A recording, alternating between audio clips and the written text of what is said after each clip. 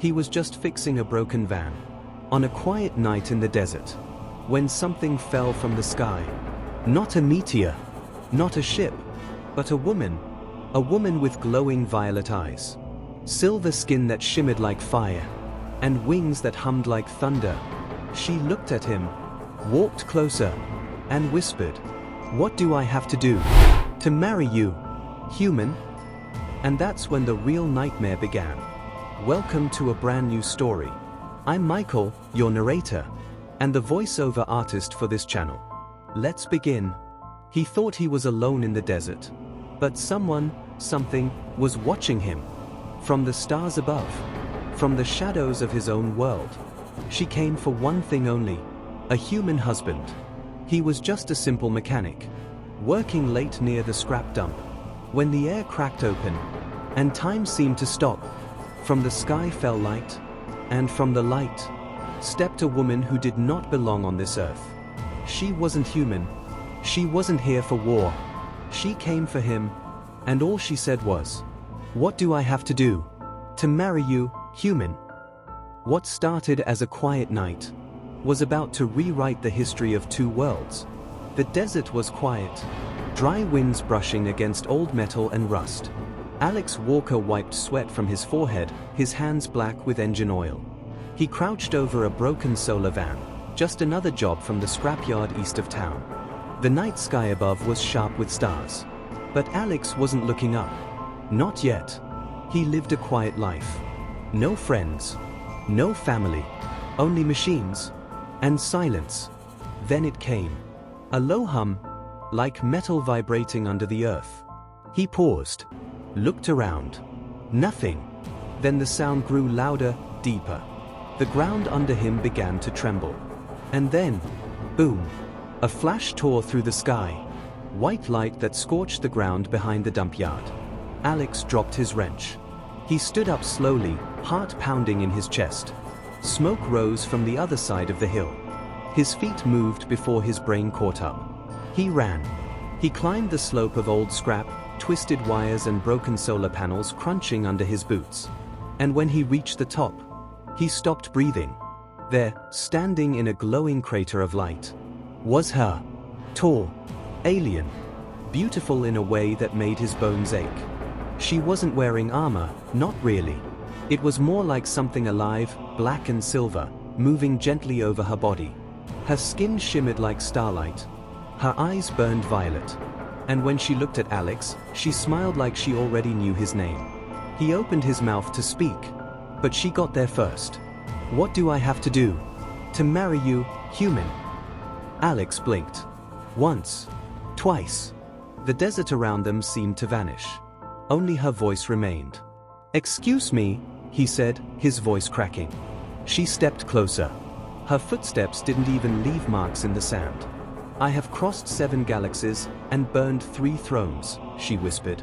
"All I need now is you." Alex laughed once. It was a nervous, shaky thing. "You sure you got the right guy?" She tilted her head. Like she was studying a puzzle. "I am sure." Alex looked around, expecting cameras, maybe a prank. Nothing. Just heat, silence, and her. He took a slow breath. "Well, if you're looking for a wedding, you're starting a bit fast." She didn't laugh. But something in her eyes flickered. "My name is Kylara," she said. "Queen of Veltara. My empire is in collapse. Our people believe a bond with a human can save us." He blinked again. "You want to marry someone, just because it's tradition?" "No," she said softly. "I want to marry you, because I chose you." Alex swallowed hard. This couldn't be real. But the air still buzzed with heat. And her presence felt too solid, too heavy, to be fake. He sat down on a bent satellite dish. "You just land on Earth and pick someone." Kylara looked at him. "I watched. I waited. You fix things. You don't lie. You live in silence but dream in fire." He shook his head. "This is insane."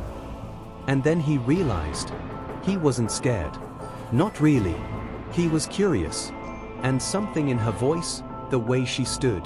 She wasn't just some alien queen on a mission. She was alone. And maybe, just maybe, she was running out of time. Alex didn't move. Kylara stood only a few feet away now. Close enough for him to see strange glowing lines across her neck, like circuits pulsing under her skin.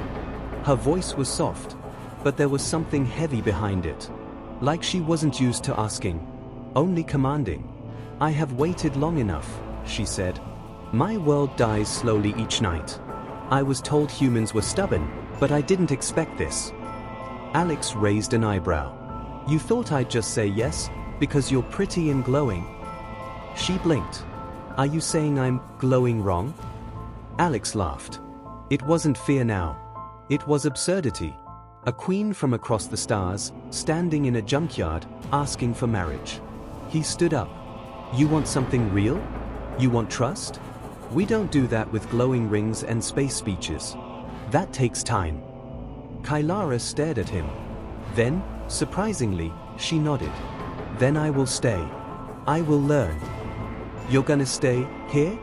In a junkyard? Yes. Near you. Until you decide. Alex rubbed his face. This couldn't be happening. But she was serious. That night, Kylara set up camp. Her ship shrunk into a metal cube and vanished into her armor. She told him she would not use cloaking. If I am to understand your world, I must walk inside it. The next morning, she was already outside, watching a bird with deep fascination. She wrote things on a floating screen that responded to her voice. When Alex offered her coffee, she sniffed it, then drank the entire cup in one gulp. Her face twisted. This is bitter fuel, she said. Exactly, Alex smirked. Now you're living like one of us. That day, word spread. Some tall woman in black armor walking near the scrapyard, one man said. Looks like some kind of cosplayer, said another. Kylara ignored them. But she noticed everything. The way people looked at each other. The way Alex fixed things with his hands. And the way the world felt. She helped him repair an old solar bike. When it sparked, she jumped back like it was alive. Alex laughed again. You've got ships, but no clue how a wrench works. I command battles. I don't fix them, she said with a shrug. But not everyone was pleased. At night, a shadow appeared near the scrapyard. Tall, armored, cold eyes behind a breathing mask.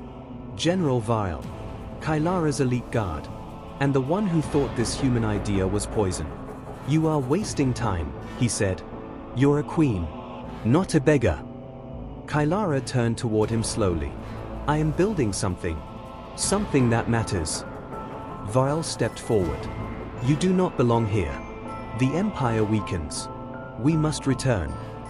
Alex saw him, and immediately felt the difference. Kylara was strange, yes. But she tried. This one? He carried only threats. Is this your bodyguard? Alex asked. Kylara raised a hand before Varel could answer. He is nothing, unless you say yes. Alex looked between them. He realized something in that moment. This wasn't a random visit.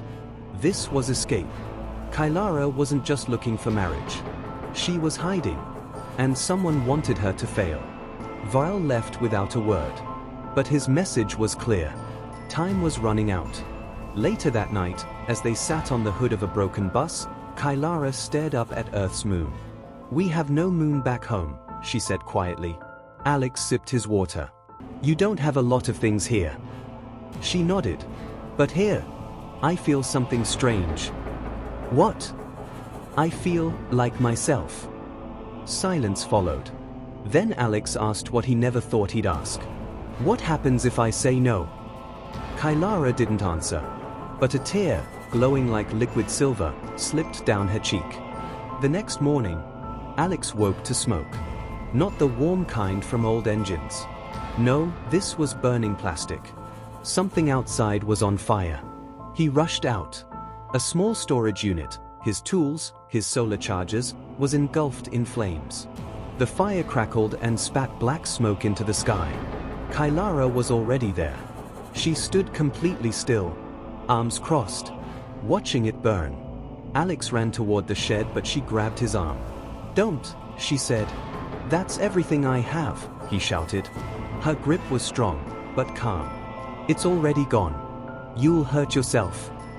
He pulled free, grabbed a rusted fire extinguisher, but the fire had spread too far. By the time it died, so did a part of Alex's world. He sat on a broken crate, staring into the ashes. Tools, parts, even his notebook of invention sketches, gone. Kylara crouched next to him. Not close enough to comfort, but close enough to listen. I should have been faster, he muttered. Kylara was silent. Then she said something strange. This is the test. Alex looked up. What? Every chosen human faces a moment. A loss. A fire. Not started by the stars, but by the old world that wants to hold you back. He frowned. You think this was done on purpose? She stood. General Val never leaves without setting fire to something. Alex stood now too. You're saying he burned my shop? He burned your past, she said softly, because your future frightens him. Alex clenched his fists. He had no proof, no camera, no witness, but something in her voice told him this wasn't just poetry. This was warfare, disguised as accidents. That evening, Kylara brought him to the edge of the desert. The sun dipped behind the hills. She raised her hand. A shimmer rippled across the sand. Something decloaked. A small alien platform covered in soft blue light. This is for you, she said. The surface changed shape, into tools, parts, machines Alex had never seen. Build what you lost, and more, she said. I will teach you how. He stepped onto the platform. It reacted to his presence. Holograms spun to life. Energy pulsed beneath his feet. It wasn't just a gift. It was a challenge. For the next 3 days, he worked with her. They rebuilt solar panels, upgraded them with alien microcores. He learned to use her world's nanotech tools. She learned how Earth tools felt in her hands. They ate together, Earth food and alien nutrient packs. They talked at night, about planets, dreams, mistakes, fears. He told her about the brother he lost in a fire years ago. She told him about the sister she betrayed to save a war. Their worlds were different, but their pain? Almost the same. On the 4th night, Kylara stood by the fire pit, silent. Tomorrow, she said, we will face another test. Alex looked up. What kind of test? She turned to him. The kind where you don't lose tools. You lose people. He didn't ask what that meant, because in her eyes, he already saw the answer. At midnight, he couldn't sleep. He stepped outside. The desert wind blew gently, but there was a noise, a soft, mechanical whirring. He turned and saw Varel's silhouette, standing at the far end of the scrapyard, watching, waiting. Alex didn't move. The figure stood perfectly still, backlit by moonlight, silent, unblinking. It was General Varel. And this time, he wasn't hiding. Alex slowly reached behind him, quietly opened the tool shed door, and grabbed the first thing he could find, a heavy steel rod. But when he turned back, Varel was gone. Only desert wind remained. At sunrise, Kylara wasn't surprised. He's here, she said. You think? Alex said, rubbing his tired eyes. He was standing in my yard like he owned it. Kylara looked into the distance. He's waiting for the signal. He won't strike yet. What signal? Kylara didn't answer. Instead, she raised her wrist. A projection flickered to life. A holographic map of Earth's sky, filled with ships. His fleet arrived last night. They are cloaked, orbiting your planet. Alex stared. Why didn't you tell me sooner? Because I hoped we could finish first, she said quietly, before he forced our hand. Later that day, the sky shimmered faintly, like ripples in water. Most people didn't see it. Too busy in their cities, their screens. But Alex saw it. And worse. He saw what landed near town that afternoon. A satellite crash, they said on the news. But Alex knew better. It wasn't a satellite. It was a probe. Kylara studied the probe's pieces. She was quiet for a long time. Then she whispered, "They're scanning for weaknesses, human weaknesses." Alex's stomach turned. "You mean like weapons?" "No," she said. "Emotions. Relationships. Pain." He didn't respond. He couldn't. Because deep down, he already knew what Vile would do next. That night, it came. A message. Not through any Earth signal, but directly through Kylara's comlink. Vile's voice. Cold. Mechanical. "You have 48 hours. Bring him to the crater, or we wipe out the entire state." Kylara clenched her jaw. "He won't stop," she said. Alex stood still. He felt it now. The scale of it all. This wasn't about love anymore. This was a trap. Set for Kylara. Baited with him. "You should leave," he said finally. "You should run. You're the queen. They need you." Kylara turned. "I'm not running. You don't have to protect me." She stepped closer. "But I want to." Silence. Then Alex nodded. "Then we fight." But Earth had no armies for this. No warnings. No defense systems. So they had to build their own. That night, Kylara activated something she never wanted to touch again. Her war core. A hidden part of her armor split open, revealing a glowing, black orb. It pulsed like a heart. But cold. Artificial. Alex stepped back. "What is that?" "Everything I swore I'd never use again." Together, they prepared. The garage became a lab. Old parts fused with alien tech. Solar panels turned into shields. Drones were armed with stun pulses. And in the center of it all, Alex stood, wearing new armor, half Earth steel, half alien light. It wasn't perfect, but it was his. As the countdown began, the sky grew darker. Not from nightfall, but from shadows drifting just above the clouds. Kylara placed a small disc in Alex's palm. "If I fail," she said, "press this. It will cloak you for 7 days." Alex closed his fingers over it. "And if I fail?" She smiled gently. "Then I die with you." The sky was no longer blue. Dark clouds hovered, but not from any storm. These clouds had shape, motion, metal. Above the desert town, Varel's fleet had arrived. Alex stood at the edge of the scrapyard, wearing armor that hummed with alien energy, but his hands still shook. Kylara stood beside him, calm, focused, like a warrior about to walk into fire. "This is your last chance," she said. "You can run. I won't blame you." Alex looked at her. "I've run enough in life." She nodded once. "Then let's go." They arrived at the crater, the same one where Kylara first appeared. But now, it was surrounded. 3 dropships hovered silently. Dozens of Vile's soldiers stood in silver armor, weapons pointed. And in the center, Vile himself. Tall, cold, eyes glowing like a machine that had forgotten mercy.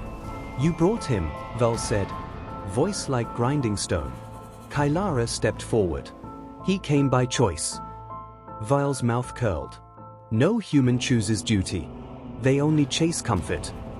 Alex raised his head. "I didn't choose duty. I chose her." The alien soldiers moved. But Vile raised a hand. "One test. One offer." He pointed at Alex. "If you survive 1 round in the arena, I let Earth live." Alex frowned.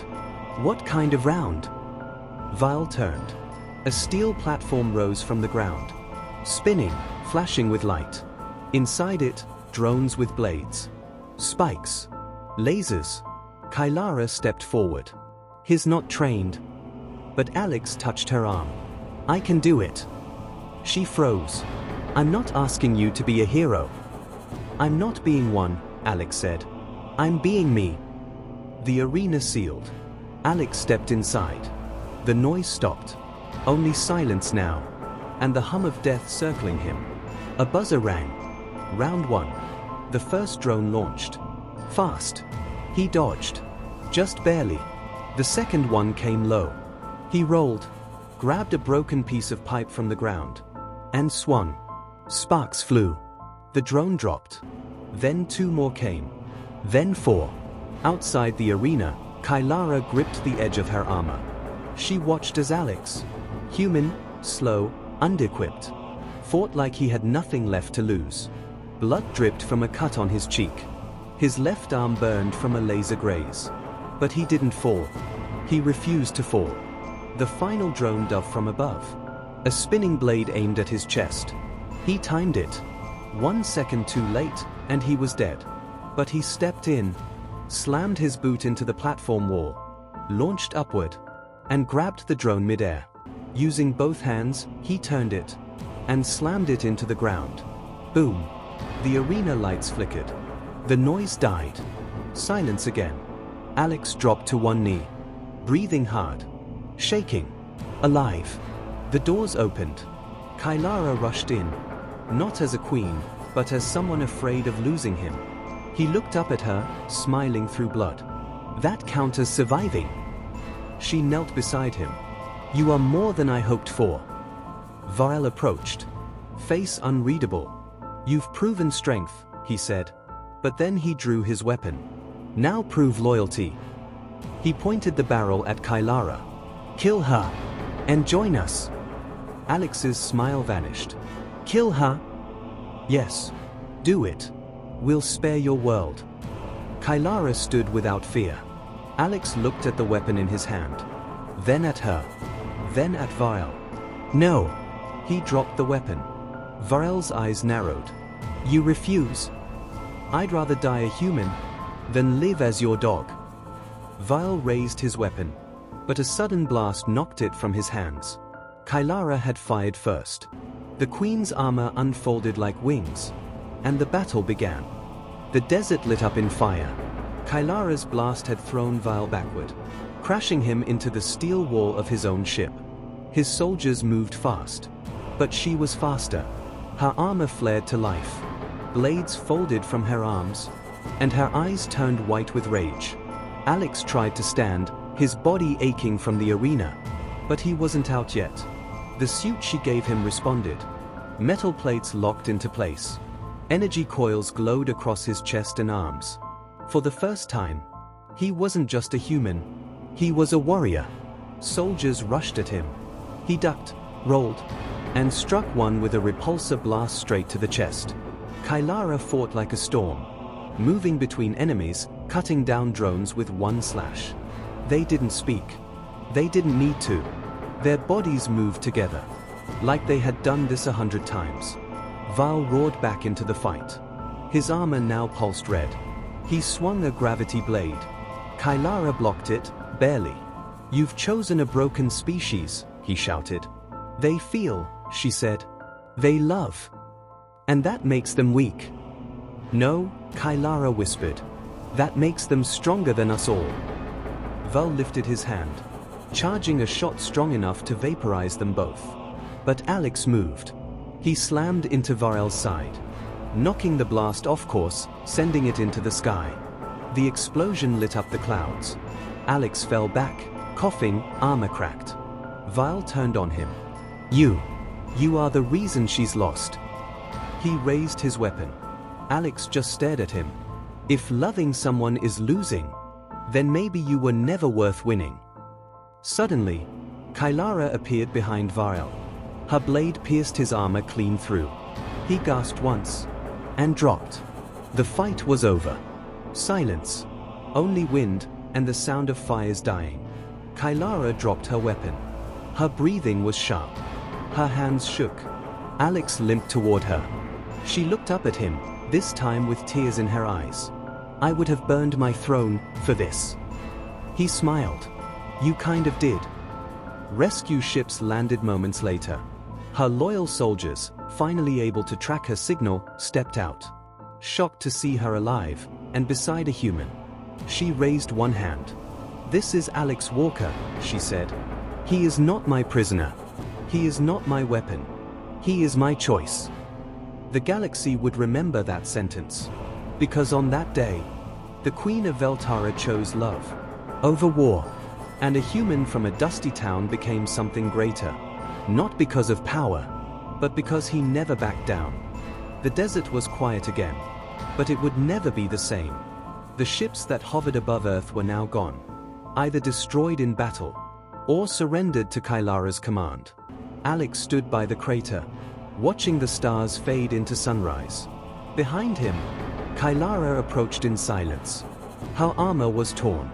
Her crown was cracked. But her eyes still glowed with calm fire. "You should rest," she said softly. Alex turned. "Not until I know what comes next." What came next was everything. In the weeks that followed, Kylara sent an official message to her galaxy. "The war is over. My rule will no longer be decided by bloodlines, but by bonds of honor and choice."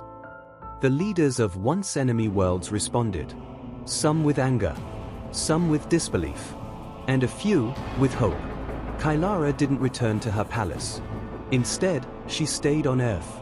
In the scrapyard, Alex taught her how to fix real machines. Not with war tech, but with grease and patience. And she taught him how to speak in 5 alien languages, how to walk in zero gravity, and how to smile without hiding pain. Then, one evening, she knelt before him, not as a queen, but as a woman who had seen the edge of stars, and found her center in him. "I still want to marry you," she said. Alex looked down at her. No armies watching, no politics, only her. "And I still want to say yes." The wedding wasn't like any Earth wedding. It was broadcast across the stars, but not as a royal event. It was called the First Bond of Balance. Leaders attended, soldiers watched, and millions of humans on Earth tuned in, stunned. A mechanic from nowhere, standing beside a queen, his hands shaking, his smile unsure. But when Kylara kissed him, the stars burned brighter. They didn't call him king at first. That title wasn't meant for humans. But slowly, the galaxy changed. Alex was invited to peace talks, to planetary councils, to trade decisions between species who once feared humans. He never wore a crown. But when Kylara introduced him, she always said, "This is Alex Walker, my partner, my voice, and the first human king of the stars." And Earth? It changed too. People looked up more, dreamed louder, believed they were worth something greater. Because if a quiet man from a scrapyard could win the heart of a queen and stop a war across galaxies, then maybe, just maybe, humanity had only just begun. The end.